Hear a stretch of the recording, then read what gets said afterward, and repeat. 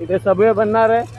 Subway बनल्यानंतर जे असे पायी येतात जातात, जे रिस्क घेतात ते रिस्क कुठेतरी कमी होईल. भिवंडी रोड रेल्वे स्टेशन आणि भिवंडी रोड रेल्वे स्टेशनवर ही जी दिवा वसई रेल्वे लाईन आहे, या दिवा वसई रेल्वे लाईनवर आपण प्रवास करत आहोत. इथून साधारण 15 वर्षापूर्वी मी इथून कामाला जायचो. त्या मार्गाने इकडे इकडे पायी पायी यायचो. दुसरा पर्यायच नव्हता, कारण कुठल्याही प्रकारचा पूल वगैरे इथे नव्हता.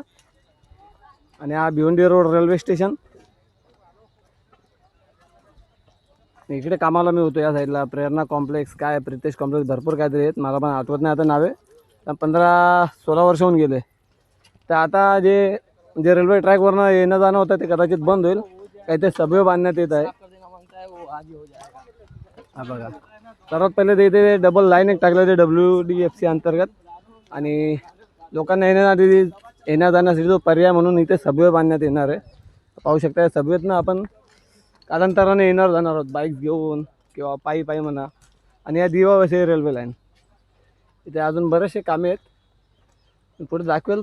तो काय झाला, रेल्वे लाईन, मेट्रो ब्रिज असेल तर असं का देतील त्याला, रूफ का लावतील, जाऊन बघूयात काय ते. अरे बापरे, सावकाश. जय श्रीराम. इथे प्रॉब्लेमॅटिक आहे सर्व काही, काम सुरू आहे. भुयारी मार्गासाठी कामे सुरू आहेत. बघा, इथे सबवे बनणार आहे. सबवे बनल्यानंतर जे असे पायी येतात जातात, जे रिस्क घेतात ते रिस्क कुठेतरी कमी होईल. त्यावर पहिले 2 लाईन होत्या, नंतर 4 लाईन झाल्या. आणि आता इथे सबवे बनवण्यात येत आहे भिवंडी रेल्वे स्टेशनच्या बाजूला.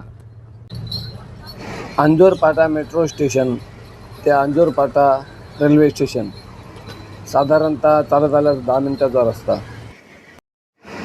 आपली मराठी मनासाठी Marathi YouTube channel. Like, share and subscribe.